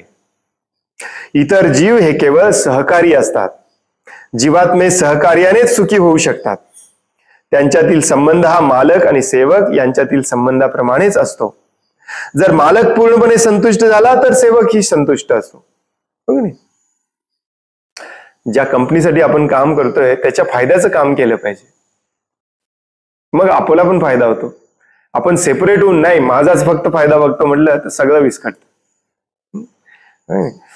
म्हणून जीवात्म्यामध्ये जरी निर्मिती करण्याची व भौतिक जगाचा भोग घेण्याची प्रवृत्ती असली तरी वरील उदाहरणात स्पष्ट केल्याप्रमाणे त्यांनी परमेश्वराला संतुष्ट केलेच पाहिजे. निर्मिती आणि भोग करण्याची प्रवृत्ती जीवामध्ये असते कारण ती प्रवृत्ती भौतिक सृष्टीची निर्मिती करणाऱ्या परमेश्वरामध्येही आहे. म्हणून परमनियंत्रक ईश्वर, नियंत्रित जीव, विराट जगत, शाश्वत काळ आणि कर्म हे परमसत्याचे भाग आहेत असे भगवद्गीतेत सांगितले आहे. हे सर्व पूर्णपणे एकत्र आले की या पूर्णत्वाला परमसत्य असे म्हणतात. हेच पूर्ण व परमसत्य म्हणजे भगवान श्रीकृष्ण होत. त्यांच्या भिन्न शक्तींमुळे सर्व काही प्रकट होत असते. ते स्वतः परिपूर्ण आहेत. आज आपण इथे थांबूया. तर हे काल आपण वाचायला सुरुवात केली या 5 विषयांवरती, ईश्वर, जीव, प्रकृती, काल आणि कर्म.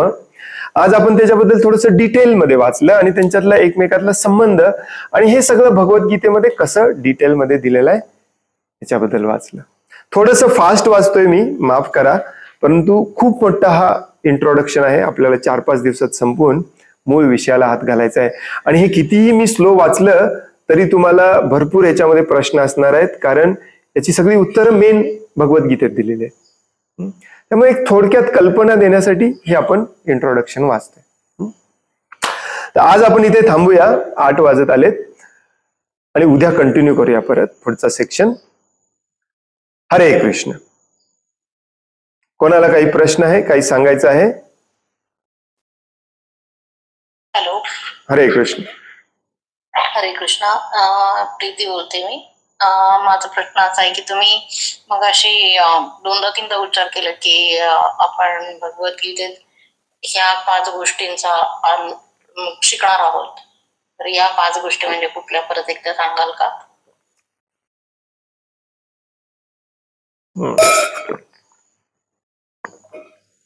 ईश्वर म्हणजे भगवान, परमात्मा, कंट्रोलर, काही म्हणा, जो परम आहे. आणि आपण म्हणजे जीवात्मे, जीव. ईश्वर नंबर 1, जीव म्हणजे नंबर 2. जीव म्हणजे आपण म्हणजे फक्त आपण मनुष्य नाही, सगळ्या प्रकारचे जीव. ईश्वर, जीव. 3rd नंबर म्हणजे प्रकृती, जिला आपण सृष्टी म्हणतो, नेचर म्हणतो किंवा ग्रह लोक म्हणतो. हे जे सराउंडिंग म्हणजे काय, का निर्माण केलंय, असंच काय आहे, त्याचे प्रकार कोणकोणते आहेत, तिथे काय काय मिळतं. ईश्वर, जीव, प्रकृती. नंबर 4 काळ. काळ म्हणजे टाइम फॅक्टर. हे सगळं काळाच्या नियंत्रणाखाली चालू असतं. तो ती भानगड काय आहे, काळ म्हणजे काय. आणि नंबर 5 म्हणजे कर्म. या काळाच्या नियंत्रणाखाली या प्रकृतीचा भोग घेण्यासाठी जी कामं केली जातात त्याला म्हटलं जातं कर्म. तर हे 5 विषय आहेत. ते एकमेकांशी कसे संबंधित आहेत, ते आपल्याला कसे दुःख आणि सुख आणि दुःख देतात, त्याचं गणित काय आहे, याचा अभ्यास भगवद्गीतेत आहे. ईश्वर, जीव, प्रकृती, काल आणि कर्म. हरे कृष्ण. धन्यवाद. फोन घे, फोन कर. हरे कृष्ण. प्रणाम. सर्व भक्तांच्या चरणी प्रणाम. प्रभूजी, माझा प्रश्न असा आहे की आत्मा हा परमात्म्याचा अंश आहे. तर आणि जे परमात्म्यामध्ये जे गुण आहेत, जो परमात्म्यामध्ये आहेत तेच आत्म्यामध्ये अंश रूपाने आहेत. तर तुम्ही असं म्हणालात की भगवंतामध्ये एन्जॉय करायची म्हणजे भोग घेण्याची प्रवृत्ती आहे, मग ती आत्म्यामध्ये पण आहे. तर मग आत्मा म्हणजे ह्या भौतिक जगात त्याच्यासाठीच आला आहे की इथं त्याला भोग घ्यायचा आहे. तर मग हे चुकीचं कसं असू शकतं? जे भगवंतामध्ये आहे तेच आत्म्यामध्ये आहे ना. तर मला ह्याच्याबद्दल थोडस स्पष्टीकरण द्या. प्रत्येक जीवाचा भगवंतांना धरून प्रत्येक जीवाची भोग घेण्याची इच्छा असते, म्हणजेच आनंद प्राप्त करण्याची इच्छा असते. कारण आनंदामध्येच सगळं काही आहे. आपण त्याला वेगवेगळी नावं ठेवतो, पैसे कमवणे वगैरे वगैरे वगैरे. परंतु शेवटी मूळ हाच असतो, आनंद पाहिजे मला, हो की नाही? ज्याला सुख म्हणा, आनंद म्हणा, आणि हे सोडायचं नाही आहे, हे सोडायला पण सांगितलेलं नाही. आनंद तर त्याला भगवंताच्या जे वैकुंठात किंवा गोलोकात तिथंही प्राप्त होतच होता ना. येस. त्याला अशी इच्छा का करावी की मग तिथं त्याला काय कमी होतं की त्याला भौतिक जगात येण्याची इच्छा झाली किंवा स्वतंत्र अस्तित्व तयार करण्याची किंवा स्वतंत्र भोग घेण्याची इच्छा तयार झाली. तर हा जो आनंद आहे, तो आनंद हा वेगवेगळ्या रसातून मिळत असतो. ह्याला जसे मगाशी आपण 5 रस बघितले, वात्सल्य, साख्य, दास्य, माधुर्य वगैरे, असेच बाकीचे पण अजून 7 रस सांगितलेत भागवतम मध्ये.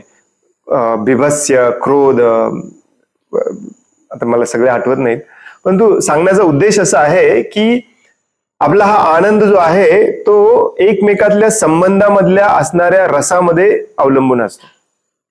आपल्याला वाटतं आपला आनंद पैशामध्ये आहे, परंतु ऍक्च्युली ते पैसे खर्च करून आपल्यासाठी काहीतरी कोणीतरी केलं किंवा आपण दुसऱ्यासाठी काहीतरी केलं, त्याच्यामध्ये ऍक्च्युली आनंद असतो, त्यालाच रस म्हणतात. आणि जेव्हा जेव्हा ते होत नाही तेव्हा तेव्हा आपण क्रोधित होतो, त्याला क्रोध रस म्हणतात, त्यातून आपण आनंद घेतो.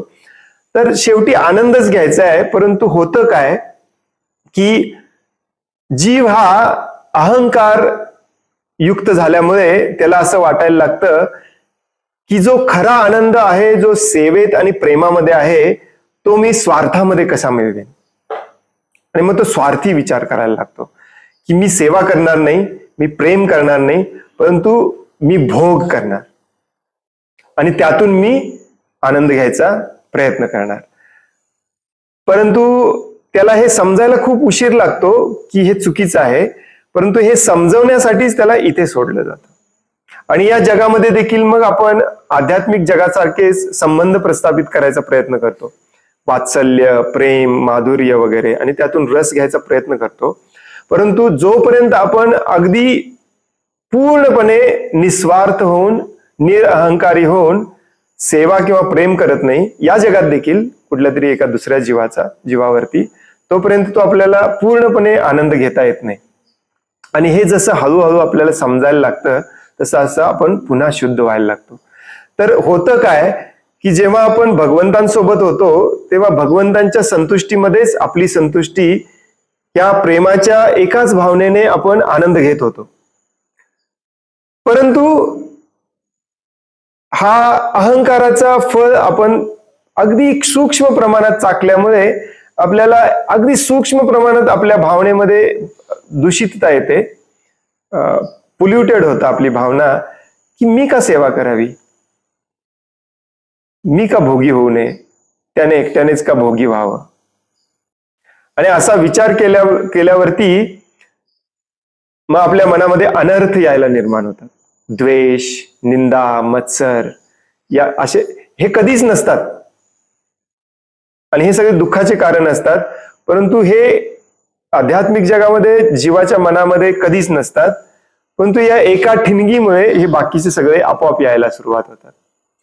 परंतु मग अशा जीवाला आध्यात्मिक जगात ठेवलं जात नाही, कारण आध्यात्मिक जगातलं जे वातावरण असतं ते परम शुद्ध असतं.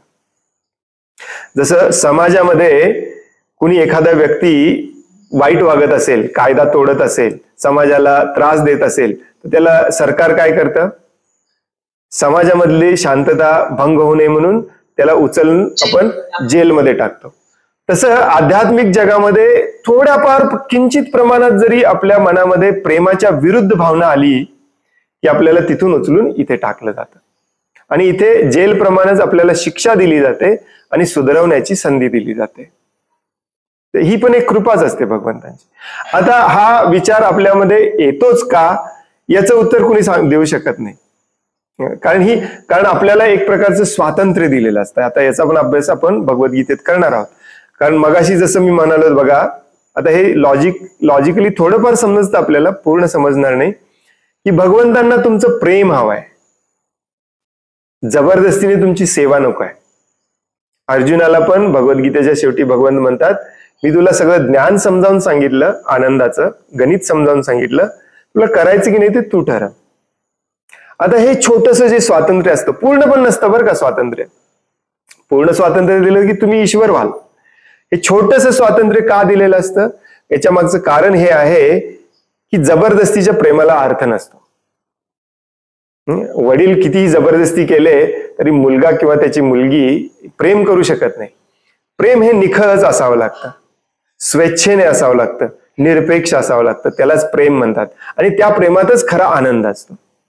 आणि या प्रेमाचा अनुभव घेण्यासाठी, आनंद घेण्यासाठी भगवंत प्रत्येक जीवाला स्वातंत्र्य देतात की तू ठरव काय करायचं ते.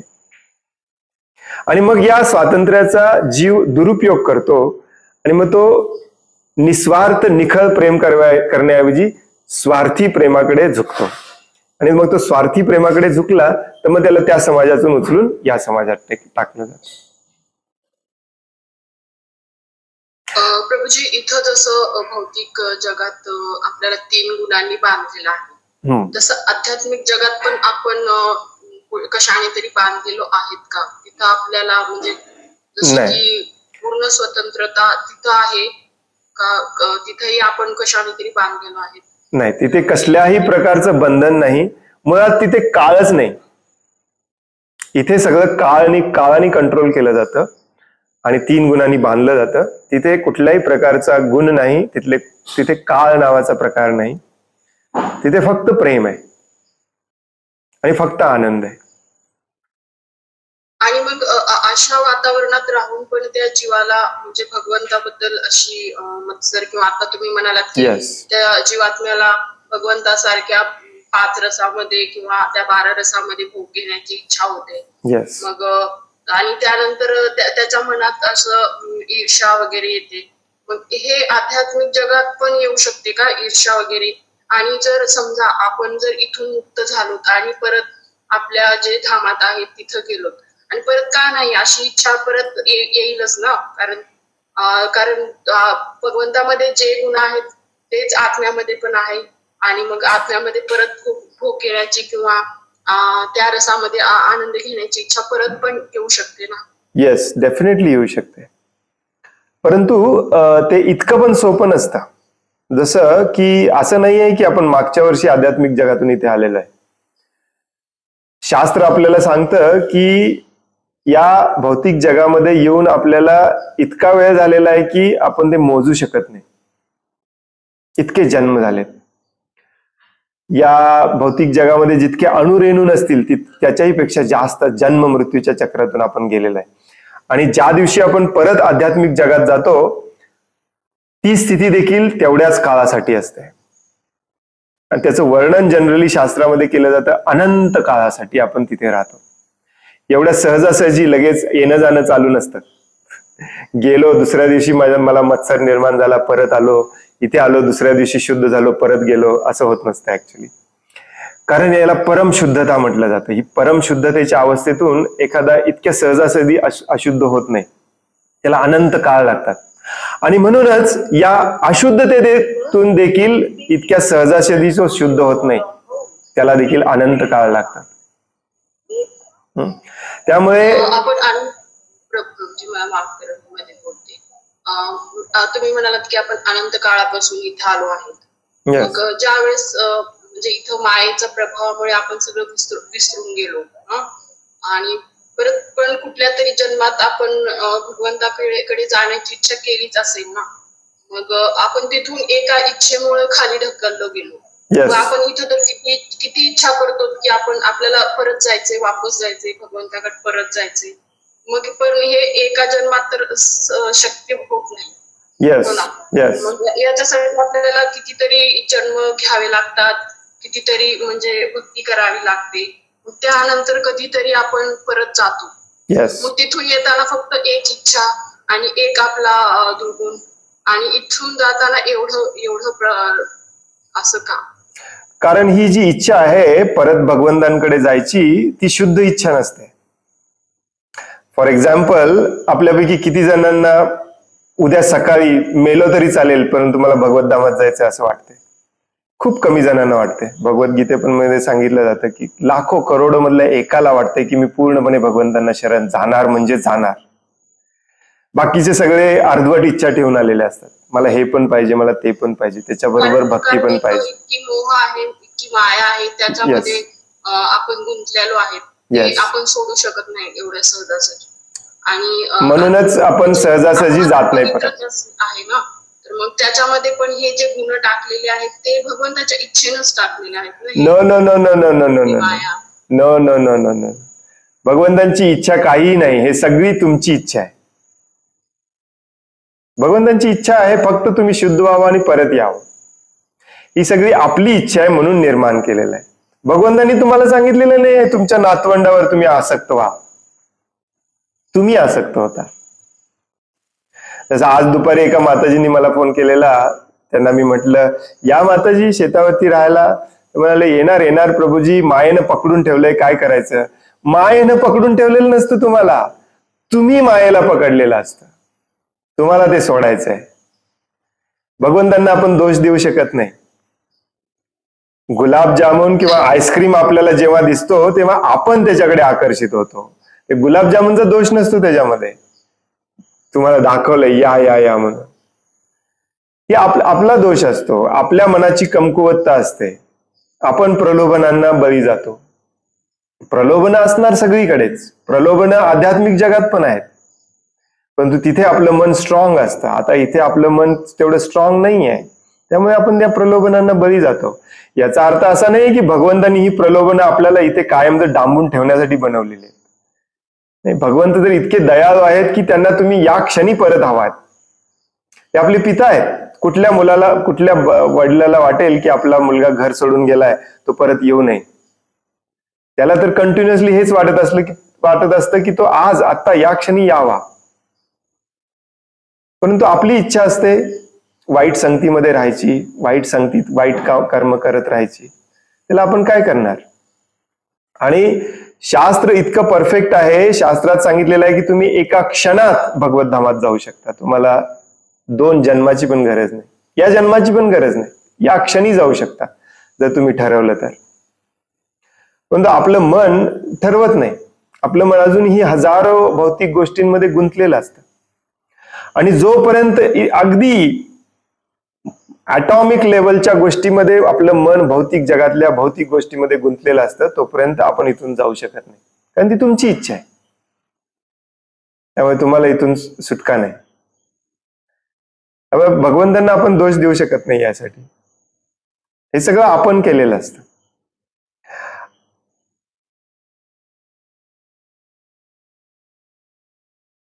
हेच आपल्याला समजावून घ्यायचंय. भगवद्गीता आपण जसजशी वाचत जाऊ तसं आपल्याला हे लक्षात येईल की हे एक्झॅक्टली कसं होतं. हरे कृष्ण. हरे कृष्ण प्रभू. हरे कृष्ण. हरे कृष्ण प्रभूची दंडवत प्रणाम. हरे कृष्ण. दंडवत प्रणाम. आजच्या विषयाशी रिलेटेड प्रश्न नाहीये, त्याबद्दल क्षमा असावी.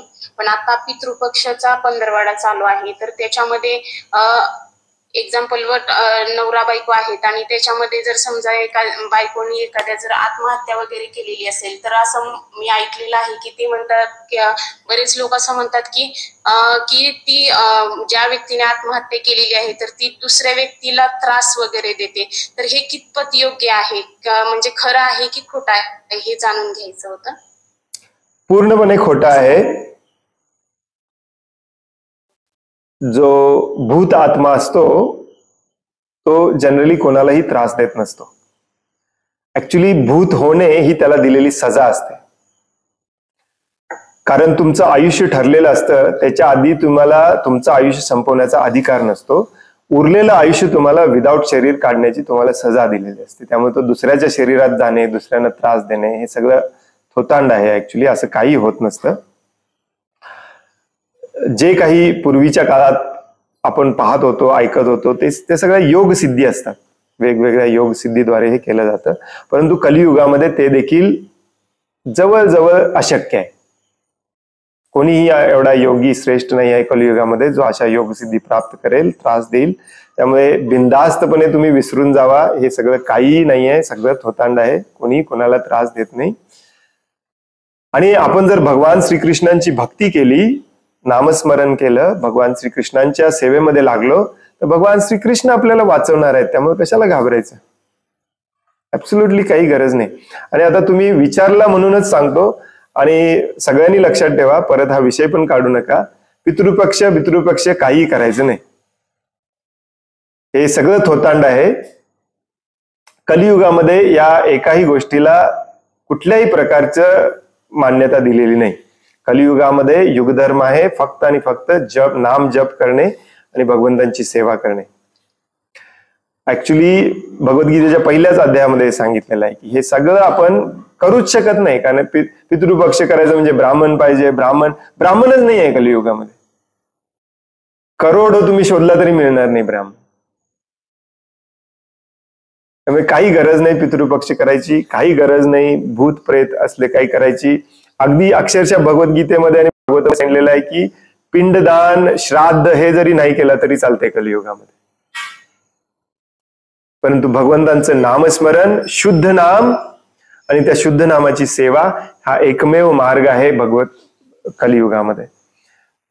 तुमच्यापैकी काही जणांना हे पटणार नाही, काही जणांना भीती वाटेल एवढ्यात कसं सोडायचं वगैरे. परंतु तुम्ही शास्त्र हे सांगतं की हे चुकीचं नाही आहे, हे आहे. परंतु ते करण्यासाठी ज्या विधी विधानं लागतात, ज्या प्रकारचे पुरोहित ब्राह्मण लागतात, ते कलियुगामध्ये मिळणे शक्य नाही. आणि अशा प्रकारे अर्धवटपणे करणे, चुकीच्या पद्धतीने करणे हे अजून डेंजरस आहे न करण्यापेक्षा.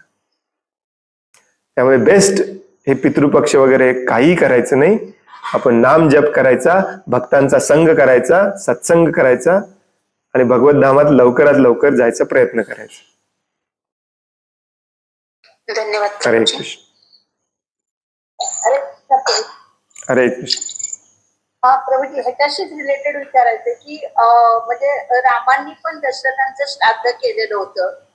कृष्णात पण जेव्हा महाभारत युद्ध संपलं त्या बरेच जण म्हणजे कौरव म्हणा सगळे मृत्यू झालेला होता, तर त्यांच्यासाठी पण त्यांनी श्राद्ध करायला सांगितलं होतं पांडवांना. येस. आणि महाप्रभूंनी पण त्यांच्या वडिलांचं गयामध्ये श्राद्ध केलं होतं. मग ते आपल्यासाठी एक्झाम्पल दिलेलं आहे ना. मग असं कसं प्रभूजी म्हणता येईल की श्राद्ध करणं एक थोतांड आहे?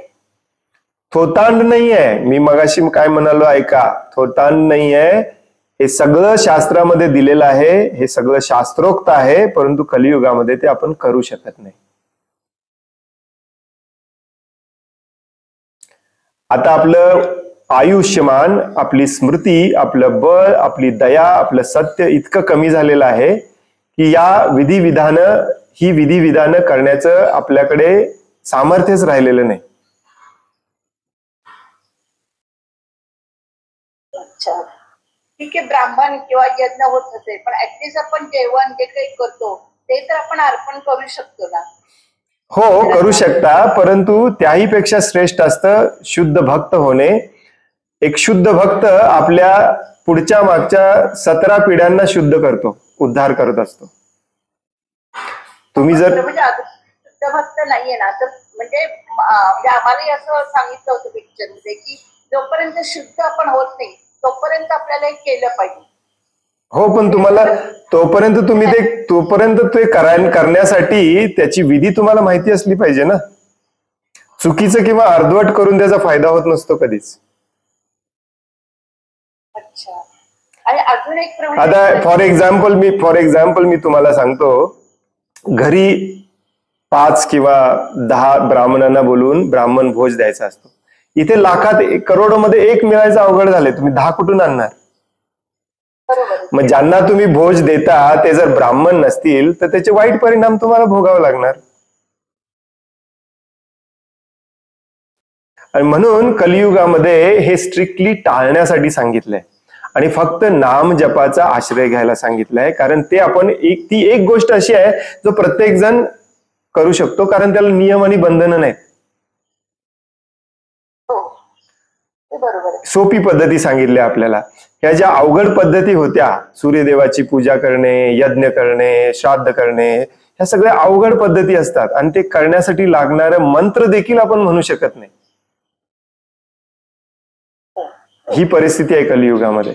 जरी तुम्हाला तो संस्कृत शब्द माहित असला मंत्रातला, तुम्ही जे मंत्र पूर्ण उच्चारू शकत असला तरी त्याचा इफेक्ट अजिबात होणार नाही, कारण ती शुद्धता आपल्यामध्ये नाही.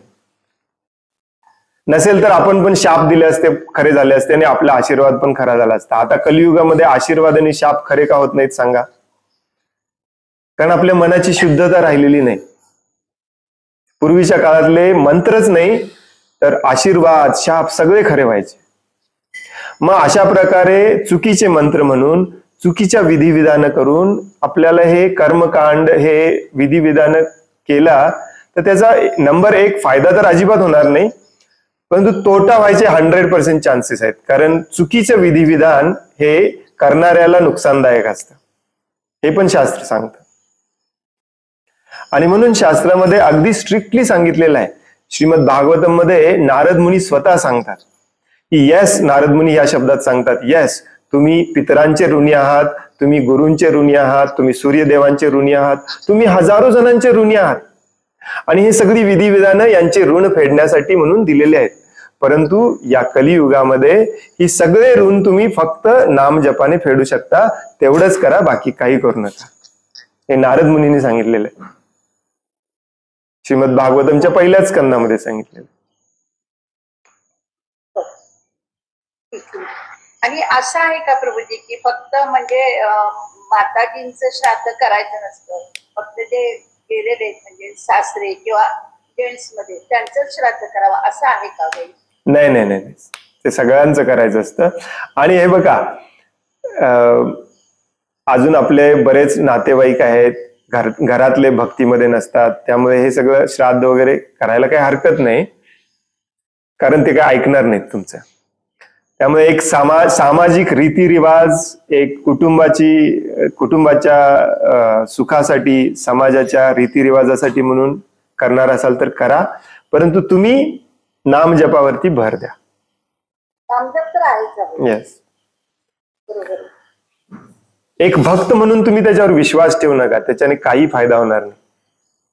ऍब्सोल्युटली कलियुगामध्ये अजिबात फायदा होत नाही त्याचा, कारण त्याच्यासाठी लागणारे मंत्र म्हणणारी शुद्धता, ती सगळी शुद्धता कलियुगामध्ये नाहीच आहे, शोधून पण सापडणार नाही तुम्हाला.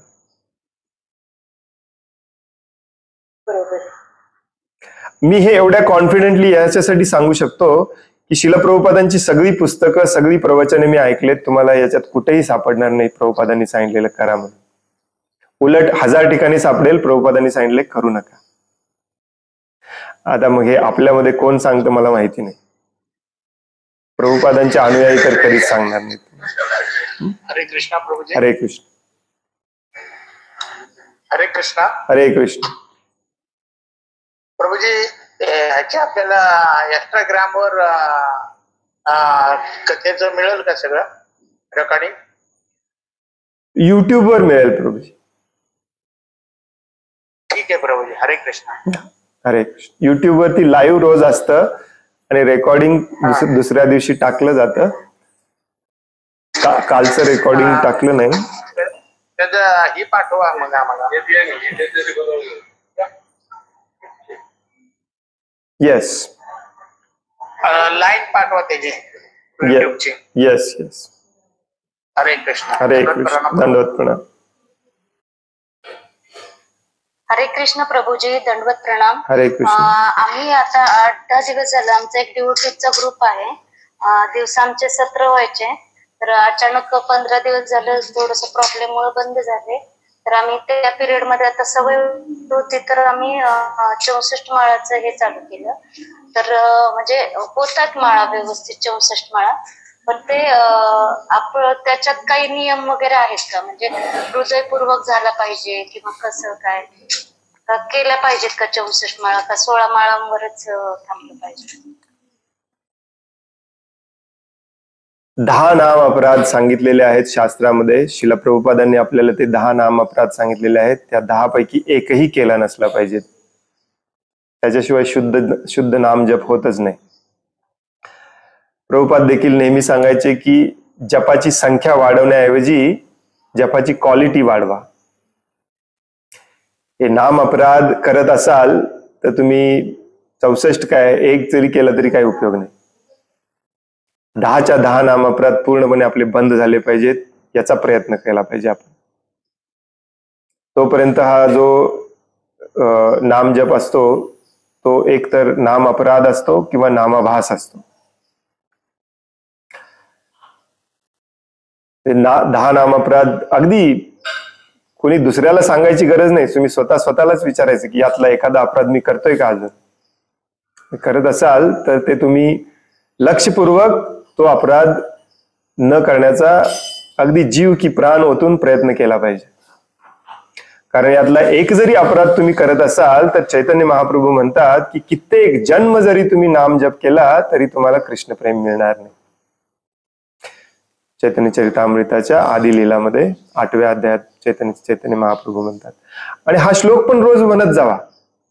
मी सांगितलं तुम्हाला, चैतन्य महाप्रभू म्हणतात की कित्येक जन्म जरी आपण नाम जप केला, जर आपण नाम अपराधाने ग्रासलेलो असेल तर आपल्याला त्याचा रिझल्ट मिळणार नाही. हा श्लोक पण रोज म्हणत जावा. 10 नाम अपराध पण रोज म्हणत जावा. स्वतःला स्ट्रिक्टली हे नाम अपराध सांगत जावा आणि हे नाम अपराध बंद करण्यासाठी प्रयत्न करा, जप वाढवण्याच्या ऐवजी.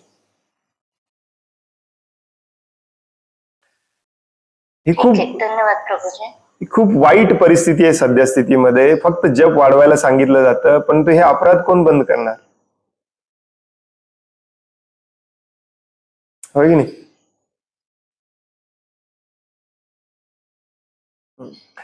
याच्यावरती आपण याच्यापूर्वी क्लास घेतलेत, ते बघा, तुम्हाला युट्यूब वरती सापडेल. जप कसा आणि का करावा, कशासाठी करायचा, जप शुद्ध जप कसा केला पाहिजे.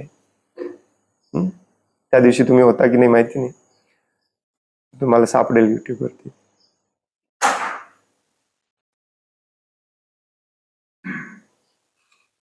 हरे कृष्ण.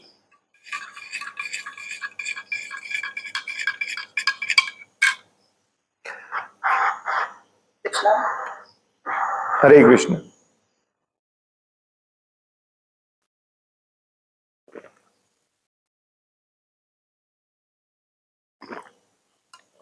आणखीन कोणाला काही प्रश्न आहे, काही सांगायचं आहे?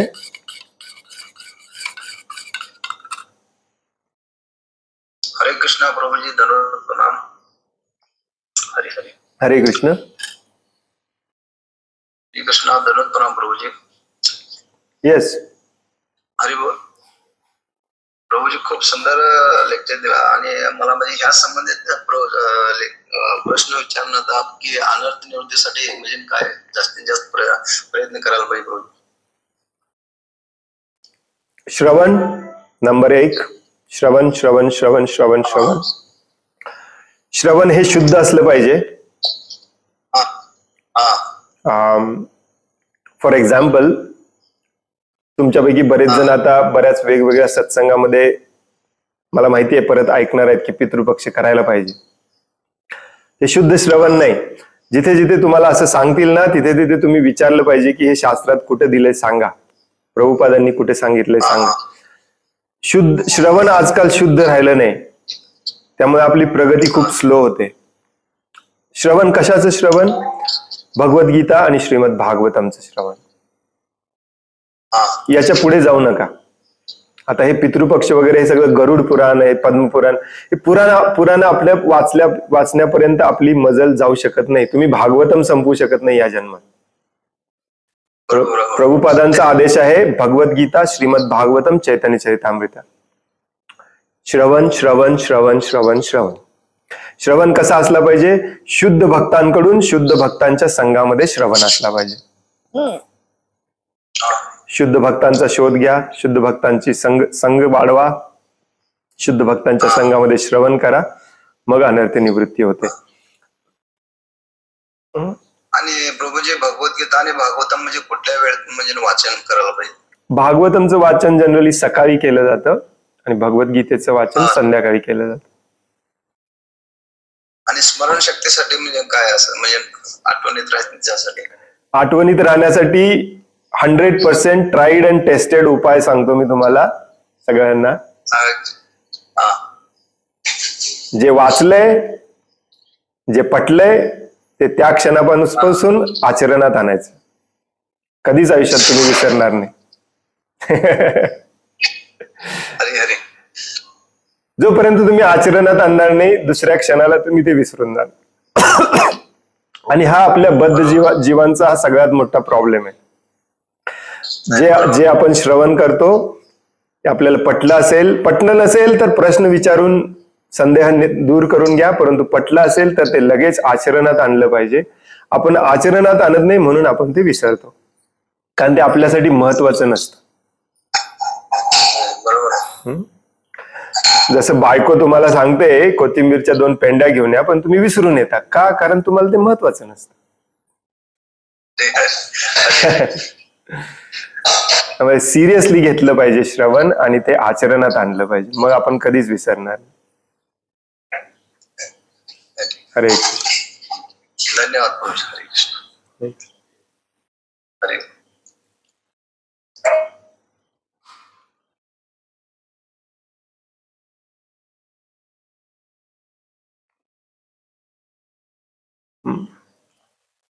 हरे कृष्ण. खूप खूप धन्यवाद.